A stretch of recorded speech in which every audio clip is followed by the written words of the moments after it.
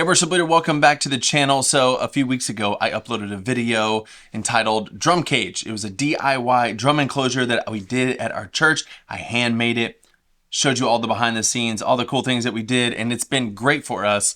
And then I asked, hey, if you want any more details, let me know. And I got emails and comments of people saying, hey, can you give me more details? How much did this cost? What are the links? What did you use? Can you give me a step-by-step process? So that's what this video is. It's a step-by-step process. There's also a downloadable PDF that I'm actually going to walk through with you. So you can go download that PDF right now and walk through the video. I'll do some drawing and try to explain the best I can to walk you through exactly how we did this and answer any questions I can. Hopefully this is a good resource for you. To start off with, I had a $2,000 budget for this project, and I'm pretty sure I came in under that. I don't have every little thing like in a spreadsheet to do the math, but I will say step number one, and this cost the most money, that was to order the glass. So the total cost of the glass was $1,263.47.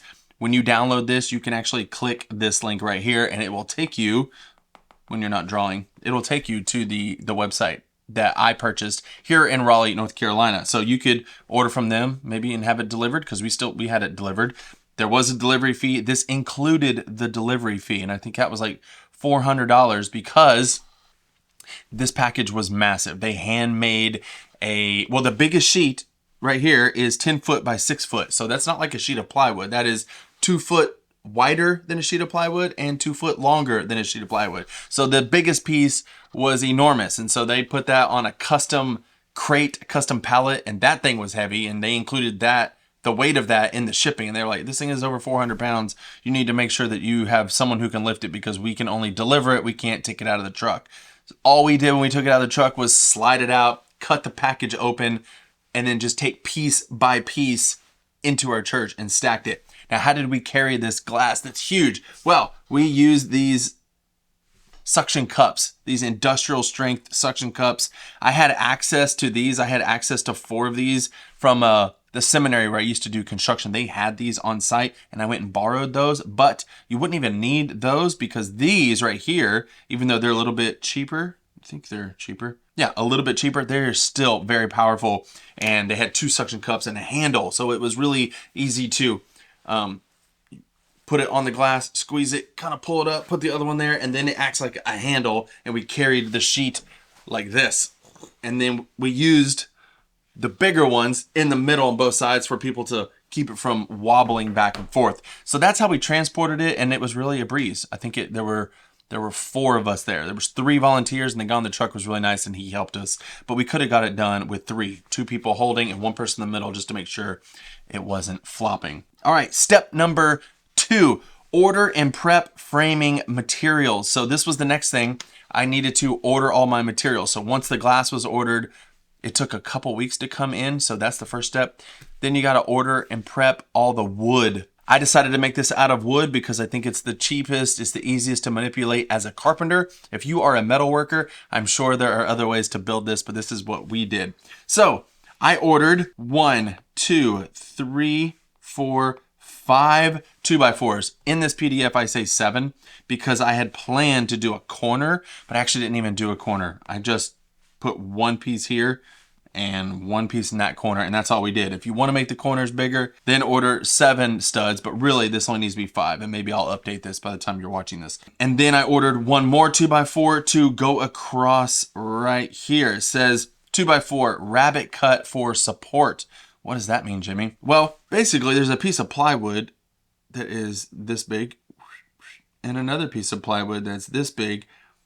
That is the 2 top pieces. This piece I cut an arc out of, but I wanted those to be joined somehow, and I didn't want them sagging from the 90 inches that we have here. It's 90 inches from here to here. I didn't want that to sag in there. And so I bought a 2x4, and you can see a little cut through right here of the 2x4. We just notched these out right here, these little corners.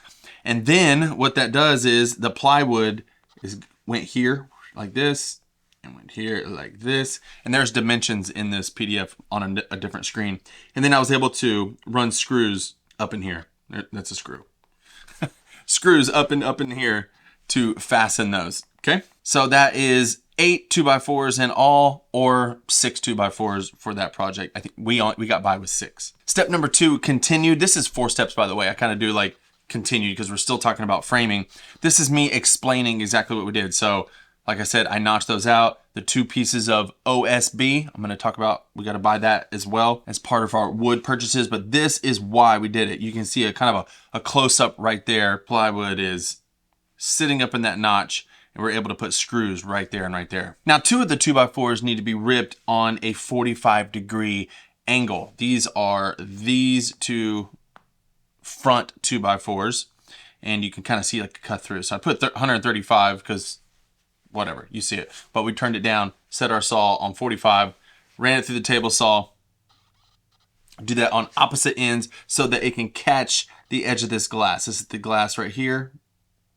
And those are my screws. Those are a lot prettier screws. I note right here that the glass is Lexan. It's not actually glass, it's not plexiglass, it's polycarbonate, which is more like a really strong plastic. And so you can treat it like a plastic in that you can take a drill bit and pre-drill through the glass and then sink your screws from the glass into the wood. So that's what we did here. Just note that you would want to, you drill through the glass, and on the back, there's all this like plasticky junk, and you want to get that out of the way. That stuff was getting everywhere. Just kind of a hassle. You can also use a saw to cut the Lexan with. I'm calling it Lexan. Lexan's a brand. The polycarbonate with. You can use a table saw and a circular saw. I'll talk about that more in just a minute. Step number 2, continued OSB sheets. What's OSB? It's oriented strand board. It's basically plywood. You can kind of see a picture of it right here. It's what people use for roofing a lot. It's what's underneath your shingles if you're into construction at all. I think they were about $20 each, or maybe even a little less. So we bought 4 boards. Where are the 4 boards? Well, they're like I drew on the other picture. There's the top board that was full. I'll show you. These 2 boards, there's a board here that I cut, and I cut that one, an arc out of that one, and there's a board right there. Then you may notice that it's double thick right here. There's a layer here and a layer here. This bottom layer is just a 4-inch rip, okay? It's a 4-inch rip that mimics the 4-inch rip down here on this floor. These are 4-inch rips, and they're like our top and bottom plates for the glass. So the glass is actually going to sit right in the middle like this of this bottom plate all the way around. And this same exact bottom plate and top plate is mimicked on the top. And then on top of the top plate is where those 2 sheets of plywood go, or OSB. So for the first sheet of OSB, let's just say it's right here. I determined my arc, and we'll talk about that in a second on how I did that. I took a jigsaw and I cut it out. Then I laid that on top of another sheet, cut my arc on the second sheet, and then came in 4 inches and trimmed out for that bottom plate. And then any of the scraps that was like left over in here, I just cut 4-inch rips to make up this outside. And so I think I was able to get a solid piece from here to here, solid piece from here to here, solid piece down there, and same with the top out of my drops. Let me talk about the lengths of these 2x4s. So this is like a top down. These 2x4s are 6'1/4" inch, or 72 inches. 72 1/4 inch. Because I ordered the glass 72 inches exactly, I want to give myself about a 1/4 inch of play in case there was a hump or something. You want a 1/4 inch worth of play, and then it allowed me later to put some foam in, and I'll show you that. Then once everything's cut, you want to paint all the sides flat black. I don't think I linked the paint, but I just got 2 gallons of flat black paint from Home Depot, like Glidden or something. It says you can see on the diagram to the side over here how much each sheet of OSB will be needed for each cut. This sheet right here, let me zoom in a bit, shows that this piece of plywood right here is going to contain the arch and about, I don't remember, 6 or 8 inches worth of flat right here. I'll try to picture as best as I could. And then the rest of the flat was like that, as you can see. And then the rest of the pieces, you could just cut the 4-inch rips and just put them on just like that. Now let's talk dimensions. I knew that I wanted from glass to glass, down here to down here, to be 90 inches. And I wanted about 2 inches. Let me zoom in here. Let's make this blue again. This is where I want my glass to sit. And this is a 4-inch wide board. And so I wanted 2 inches on this side, 2. And same over here, 2 inches. So if this is 90 inches plus 2 plus 2, that's how you get 94 inches. And our existing drum platform, which you can see pictured right here, is 96 inches. So there was about an inch on each side over here. I just want to make sure we weren't hanging off the side. So I came up with 94 inches. That's where that comes from. Now, how do you determine the arc? There's a little bit of science to this. There are some websites where you can put in actual dimensions, but I'm very visual and hands-on. And so I got this piece of PVC quarter round, which is a piece of trim that you would put on some base on the floor. And I think I bought a 12-footer. I measured 10 foot on it and started at this corner at my 90 inches. And I measured over 90 inches. This board is already cut to 90 inches, I believe, or something like that. I knew that I had 90 inches, and I knew that my glass was going to be 10 foot. I was not going to cut that piece of glass. I wanted it to be 10 foot. So I didn't know if it was going to be more like it's pictured right here, where it was kind of like not that much of an arc, or was it going to be much more of an arc, or was it be more flat? I didn't know. I just knew that I wanted my 90 inches. My 90 inches is my final point, and I have 10 feet that I just squeeze in there. So since I didn't want to trust an online thing, I just wanted to do it myself. And I took a piece of shoe mold and bent it around and then traced this right here. And I knew that that's my arc. Right here is where I'm explaining that this is the center of the glass. Going around the 2x4, see, we only did one 2x4 right there. We didn't end up putting one because this was enough to screw in and this was enough to screw in. You got 1.5 inches there. No problems. This last point here, so we wanted to make sure that our 4-inch strips had roughly 2 inches on each side because this glass is 0.220 inches, so not quite a 1/4 inch, a little bit more than 3/16. That way, if there was any inconsistencies or some mess ups on some measurements, I would have some play on that top and bottom plate right here. The next step was to purchase and paint the trim. All of these links are clickable, by the way. You can click on these. This was kind of cool. This is the pieces of lattice right here. There was 2 different sizes. This lattice is what goes up the edge. It's a 1/4 inch thick by 1 3/4, I believe, right here. It's the same pieces that are up here that I stacked to kind of be like a crown molding. And the reason I did this and how I fastened it is that you can kind of see here, here's my framing. And I've screwed in through the glass into the framing. But I wanted to not cover these screws ultimately, because if I ever have to take this apart, I want to be able to access those screws. And so I took Velcro and put Velcro on the back of this. It's pictured somewhere later in the PDF. And just Velcroed those on top to cover those screw holes so it looks pretty. Let me go ahead and slide to the end down here and show you what I'm talking about. And we got a lot to do. I got to keep moving. There it is. Velcro on the back so that it would be pretty. You can kind of see it right there. Did I even get a picture of it? It's definitely in the video. There's another piece of trim right here. There was a piece of glass that came here and we screwed it and then hit it with this PVC trim. So we needed 14 pieces of lattice they're like $10 each. So it was like $140. 5 pieces of lattice that was a little bit thinner. It was 1 1/8 inches. I think that was for this top layer of crown molding. Another $25. And then I bought shoe mold or quarter round right here to put in front of the glass, top and bottom. And that was about 10 pieces. Had to paint all that flat black as well. I was talking about this earlier. You can cut the glass. This is step number 4. You got to cut the glass. Why do you have to cut the glass? I thought you said you weren't cutting it, Jimmy. Well, we had to cut the glass. I'll tell you why. Let's draw it right here. We have our arc. Our 10-foot piece that's crammed into 90 inches. I ordered a 6-foot piece right here, so 72 by 72.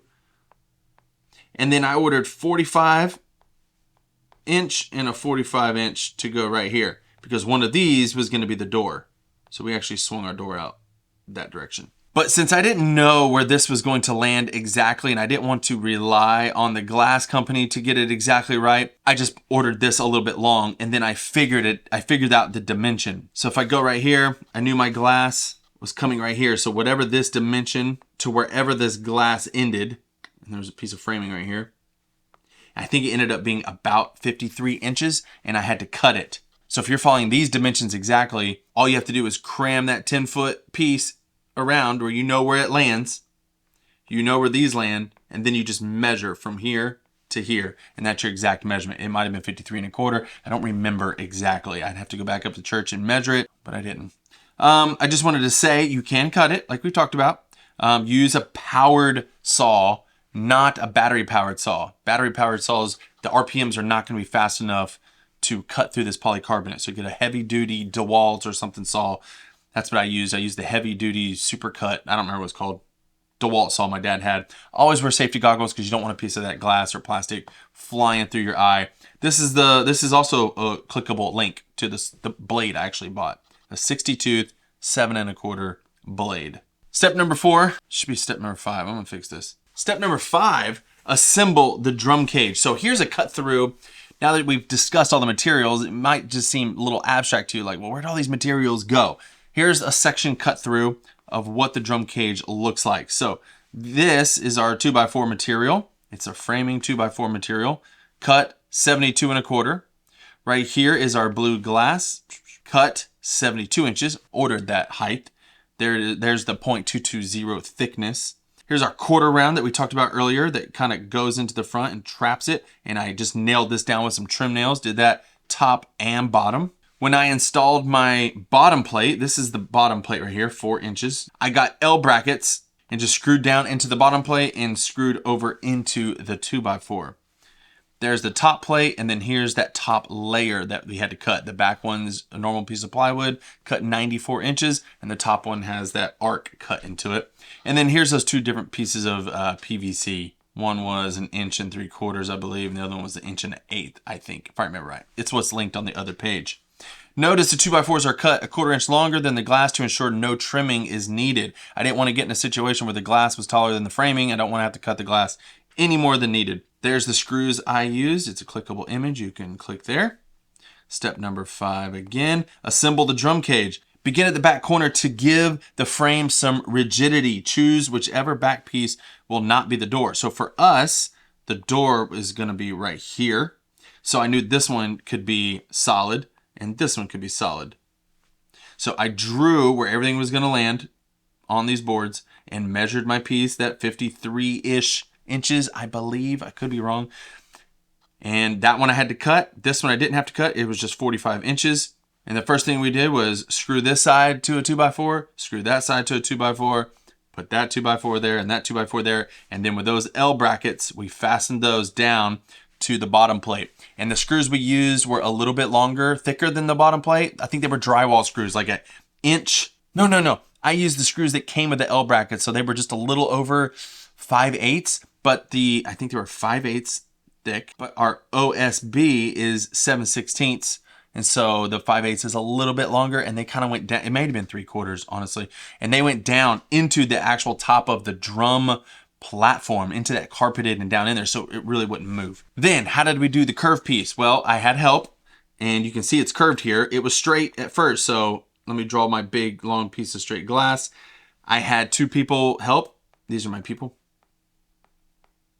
They helped hold it while I screwed it on this edge. And then I had somebody hold right here to make sure this edge wouldn't be floppy because we don't have the top on yet. And then we just slowly worked around and bent it until it got right here. And then when we were over there, I had this bracket screwed to the floor already with my L bracket. And then we just moved it over and got some clamps, or just clamped it with our hand, pre-drilled a couple holes real quick, put those screws in there, and it held. And then we went back and just made sure it was sturdy, put more screws in it, and it held itself. But I didn't let go. We still held it until we got the top piece on, because the top plate allowed us to screw with L brackets up in there as well. And then we knew it wasn't going to go anywhere. That was the next step. And then we put this side on, and you can kind of see right here, once this glass was in, we put the top plate was on, then we put this second layer, the actual top layer. And there's a picture of the back top layer finally installed as well. Now let's talk about the door. So we got all 1, 2, 3, 4 pieces on, but this 5th one is going to be the door. We decided to angle it that way. The drummers can walk in from this direction. That's not my original plan. My original plan was to like walk in because I didn't know where the drum cage was going to be. But we pretty much know that the drummers always walk in from this side the way our stage is. You can do the door any direction you want. Now, how did I get the door to swing? Well, I bought a 6 foot, remember our glass is 6 foot, 72-inch piano hinge. There's a link right here. And I bought these little specific screws. I went to Home Depot and Lowe's and another Home Depot, and they, out of all the sizes, for some reason, these were very limited. So I did not do all the holes. I don't think all the holes are necessary. I think I skipped like 4 holes. And so there were probably like 5 sets of screws going down this piano hinge. And then we screwed that piano hinge to that 45-inch piece of glass that was not installed yet. So it was over there on the sawhorses. I screwed and bolted that piano hinge on there. And then we brought that piece of glass over and set it on some shims. So here's my shims. I put some shims in there to allow to space out between that 1/4 inch, right? I had a 1/4 inch difference between the glass, 72 inches, and my framing, 72 1/4. And even with that 1/4 inch, it still wasn't quite enough. So I had to go to the back corner and shim up the whole, I hope this is not confusing. I shimmed up the whole top, those 2 layers. I unscrewed the L bracket and put in another shim and lifted it like another 1/4 inch, and then rescrewed the bracket just to get myself 72 1/2, so I could have roughly a 1/4 inch on top and bottom so that the door would swing and not settle over time. If that's confusing, I'm sorry, but that's the best way I can describe it. Whoops, I actually got these out of order. The first thing to do is attach the piano hinge, then shim the door, and then pre-drill through into the hinge into the stud, and that hangs the door. Then we needed a way to keep the door shut once it was swinging well. So I added a magnet. This is magnetic tape. And I will go ahead and say, like in this picture, we just pushed it on there, and that the tape stuck really well to the glass, but not so much to the 2x4 right here. So I ended up getting super glue right here and gluing this strip, and it has stayed on since. Then we added a handle like this. I used those same little screws from the other page. These screws right here, drilled all the way through the glass, and there's a little nut on the other side. This is like the bolt or the screw. There's a nut on the other side, and I was able to tighten them together, which was kind of difficult because most handles aren't made to do that. They're either made to just screw into something like with a screw, or they're made to go through a cabinet, which is like 3/4 inch thick, 1/2 to 3/4 inch thick, and this stuff is less than 1/4. Now it's time to do a little bit of soundproofing. We used these little 1 foot by 1 foot foam soundproof panels that I just got on Amazon, fairly cheap. Stapled them with T50 staples. I think I got, yeah, 3 inches, 3/8 inch long, so not very long, just enough to staple up through there. I went with this zigzag type pattern, thought maybe that would help. And then I assembled and mounted a bar that would hold our microphones and lights. And so right here you can kind of see there's like this base plate. It's the same thing I used up here. I'll just show you real quick. I used a base plate, these little, I think those were like 4-inch elbow. This was another like 6-inch. And then all the way down, I think was a 6 foot or something like that, just to get it all the way to the edge. And that stuff's awesome. I love the way it looks. And then we just clamped everything to it. Here are all the links to all those little pieces. And that's what it looks like in my studio. It's the same thing that I did in the studio here. There's some of it up there on the wall. Then it was time to kind of button everything up. I've already talked about this, but I put Velcro on. I cut these to length, Velcroed them up there. I can rip them right off, get to the screws, and take it apart if I need to. And I nailed down with some short nails, 3/4 inch trim nails, this quarter round all the way around, just to kind of make it look better where the glass meets that bottom plate right here. I didn't want to see any gaps or anything. And then at the top, I don't know if I took a picture, but at the top of this is where I put, and it's in the video, it's where I put some foam tape. And it was kind of hokey looking. I thought I was going to put it all the way around, but it was kind of flimsy, and I don't even know if it was that important, but I just didn't want any rattling going on. You know, we are drumming. And so I just took a roll of this foam tape, cut like little foot-long pieces, and just lifted the top plate, shoved it in there between the glass and that top plate, let it sit back down on there. And then I took my razor blade and cut around that glass, cutting off the excess foam. And then I nailed my quarter round up to it just so it looks good and it's all trimmed out. Then we wanted to be able to run cables in there and not worry about the door. So I cut a hole 3 3/8. I found this right here. This is just a disposer dishwasher like thing that goes down in your sink. It was the perfect size. I tried to find other things, but it was hard. So just bought a hole saw, and you can kind of see I glued it in there so that it wouldn't move, and it's worked great. The only thing I haven't done is installed the exhaust fan. So I don't know exactly what I want to do, but I did realize that it was a little bit warm yesterday when my son was in there. So we've flirted around the idea of using some PC fans, but honestly, we just haven't done it yet. But when it comes time, I have to cut holes in the polycarbonate and put one at the bottom flowing one direction, one at the top flowing the other direction, so we at least get some circulation. I hope that video was helpful. Remember to grab that PDF down below if you haven't already. Thanks for watching. Let me know if you have any more questions. Subscribe to the channel, share with those that you think it would help. I'll see you in the next video. Goodbye.